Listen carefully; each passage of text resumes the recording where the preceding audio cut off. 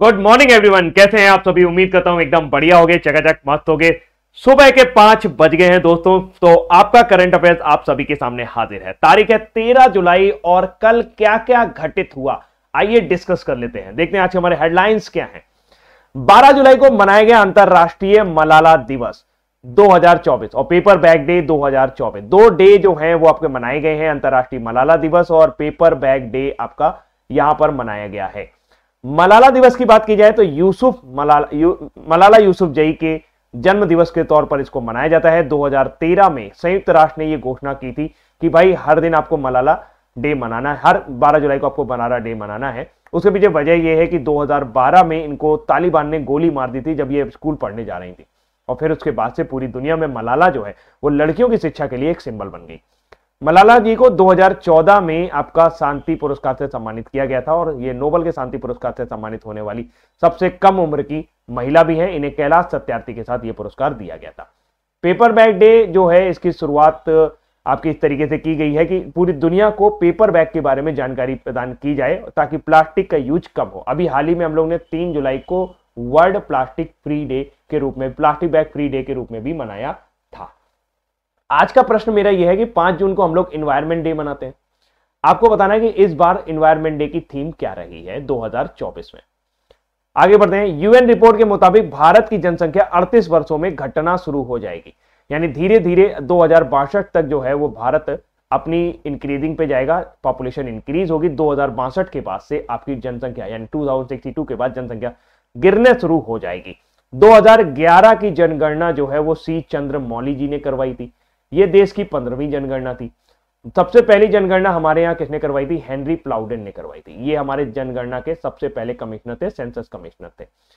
वर्तमान समय में देखा जाए तो मृत्युंजय कुमार जो है वर्तमान समय में आपके सेंसस कमिश्नर हैं। और अगर हम लोग बात कर लें तो इससे पहले विवेक जोशी थे। और अगर स्वतंत्र भारत के पहले जनगणना कमिश्नर की बात करें, सेंसस कमिश्नर की बात करें तो वो है R.A. गोपाला स्वामी। वो R.A. गोपाला स्वामी थे।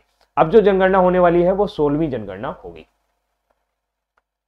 सुप्रीम कोर्ट ने बोला कि मुस्लिम महिलाएं भी गुजारा भत्ता मांगने की हकदार हैं। तो यहां पर सुप्रीम कोर्ट ने एक वर्डिक्ट दिया है, जो कि वर्डिक्ट दिया गया है बीबी नागरत्ना, जो कि सुप्रीम कोर्ट में जज है, और अगस्टिस मसीह द्वारा ये आपका वर्डिक्ट दिया गया है। इसमें ये आदेश दिया गया है, ये कोर्ट ने फैसला सुनाया है कि मुस्लिम महिलाएं भी आपका सीआरपीसी की धारा 125 के अंतर्गत गुजारा भत्ता पाने के हकदार हैं। अभी 1 जुलाई को नए कानून लागू हो गए हैं, जिसमें अब ये भारतीय न्याय संहिता की धारा 144 के अंतर्गत आ गया है। इसके अंदर आता है गुजारा भत्ता।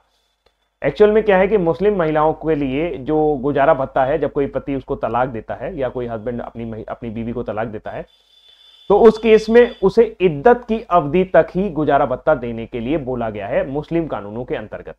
लेकिन यहां पर उसने बोला, कोर्ट ने, कि भाई आर्टिकल 14 और 15 जो कि आपका इक्वलिटी से, राइट ऑफ इक्वलिटी से जुड़ा हुआ है, उसके मुताबिक हम लिंग, धर्म, जाति के आधार पर भेदभाव नहीं कर सकते।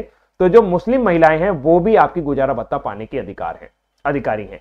इसके लिए एक शाहबानो का केस हुआ था 1985 में। उसमें सुप्रीम कोर्ट ने यही वर्डिक्ट दिया था कि शाहबानो को अपने पति से गुजारा भत्ता लेना चाहिए। और अभी बात करें तो उसके बाद 1986 में एक मुस्लिम तलाक कानून आ गया, जो कि राजीव गांधी जी की सरकार लेकर आई थी। उसमें इस फैसले को पलट दिया गया था। लेकिन अभी हाल फिलहाल इस वर्डिक्ट में बिल्कुल शाहबानो वाला जैसा केस का वर्डिक्ट आया था, बिल्कुल सेम वही वर्डिक्ट आया हुआ है। यहां पर याद रखने बात रहेगी, सीआरपीसी की धारा 125 और बीएनएस की धारा 144 आज की डेट में ये सेम हो गया है। पहले आपका सीआरपीसी में 144 जो था वो गैर कानूनी तरीके से भीड़ जुटाने को लेकर के था। आज की डेट में ये गुजारा भत्ता हो गया। गुजारा भत्ता कोई भी क्लेम कर सकता है। अगर एक महिला है तो अपने पति से क्लेम कर सकती है, एक बच्चा है तो अपने पापा से क्लेम कर सकता है, और अगर माता पिता हैं तो वो अपने जवान बेटे से क्लेम कर सकते हैं। कृषि नेतृत्व पुरस्कार में नागालैंड को बागवानी में सर्वश्रेष्ठ राज्य घोषित किया गया है। यह है सल्तू हानो क्रूज, जो कि नागालैंड की पहली महिला मंत्री हैं। नागालैंड को बागवानी में सर्वश्रेष्ठ राज्य घोषित किया गया है। 15वीं बैठक जो है वो एग्रीकल्चर लीडरशिप समिट की हो रही थी, जहां पर ये पुरस्कार दिए गए हैं नई दिल्ली में। और नागालैंड को उसके बागवानी के क्षेत्र में नागा मिर्च, नागा मीठा खीरा, यहाँ पे स्वीट खीरा पाया जाता है। तो आप भी अगर कभी नागालैंड जाइएगा तो खीरा जरूर चखिएगा। नागा मिर्च और नागा स्वीट खीरा के लिए उनको यहां पर ये पुरस्कार दिए गए हैं। भारत में डॉगफिश सार की एक नई प्रजाति पाई गई है। डॉगफिश सार की ये नई प्रजाति आपकी केरल में पाई गई है। इस प्रजाति की खास बात ये होती है कि इसका जो मुंह होता है वो थोड़ा सा कुत्ते जैसा या डॉग जैसा नजर आता है, इसीलिए इसको डॉगफिश कहते हैं और इसको स्पर डॉग भी कहा जाता है। डॉग स्पर या डॉग स्पर डॉग भी कहा जाता है। ये मछली अपने फिन के लिए, फिन के व्यापार के लिए, क्योंकि इसमें काफी ज्यादा मेडिकल गुण होते हैं, उसके लिए भी जानी जाती है।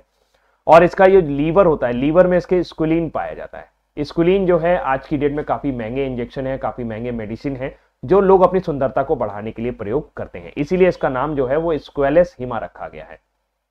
और इसकी खोज किसने की है? इसकी खोज की है zoological survey of India. Zoological survey of India का मुख्यालय आपका कोलकाता में है। वर्तमान समय में धृति बनर्जी जो है वो इसकी डायरेक्टर जनरल है। इसका गठन जो है जूलॉजिकल सर्वे ऑफ इंडिया का कब किया गया था? इसका गठन 1916 में किया गया था। कोलकाता में इसका मुख्यालय है। केंद्रीय बलों ने पूर्व अग्निवीरों के लिए 10% आरक्षण की घोषणा की है। अग्निपथ योजना के नाम से हम जिसे जानते हैं, 4 साल के लिए भारत की तीनों सेनाओं में 46,000 से 50,000 युवक भर्ती किए जाते हैं 4 साल के लिए। और इनकी जो आयु सीमा रहती है वो 17.5 से लेकर 23 वर्ष रहती है। शुरू में 21 वर्ष थी, बाद में 2 साल बढ़ा दी गई थी। ये योजना 14 जून 2022 को आई थी। अभी हाल ही में ये घोषणा की गई कि इससे जो भी लोग रिटायर होंगे 4 साल बाद, उनको जो आपके पैरामिलिट्री फोर्सेस हैं जैसे CISF, SSB, BSF वगैरह में 10% आरक्षण दिया जाएगा। सीमा सुरक्षा बल ने SBI के साथ श्रीनगर में ग्रो विद ट्रीज प्रोग्राम शुरू किया है। तो ये प्रोग्राम कहां शुरू किया गया? श्रीनगर में। 2 लोग मिले हैं SBI के वर्तमान समय में हेड है दिनेश कुमार खारा। दिनेश कुमार खारा अभी 28 अगस्त को रिटायर हो जाएंगे। चेल्ला श्रीनिवासलू शेट्टी जो है वो यहां पर आने वाले हैं। SBI के पहले चेयरमैन थे जॉन मथाई। 1955 में SBI का राष्ट्रीयकरण किया गया था। इसकी पहली महिला चेयरमैन थी अरुंधति भट्टाचार्य इसकी पहली महिला अध्यक्ष थी। BSF की बात करें तो BSF का गठन 1965 में हुआ है और BSF का मोटो है ड्यूटी अनटू डेथ, यानी मृत्यु पर्यंत कर्तव्य। वर्तमान समय में नितिन अग्रवाल जो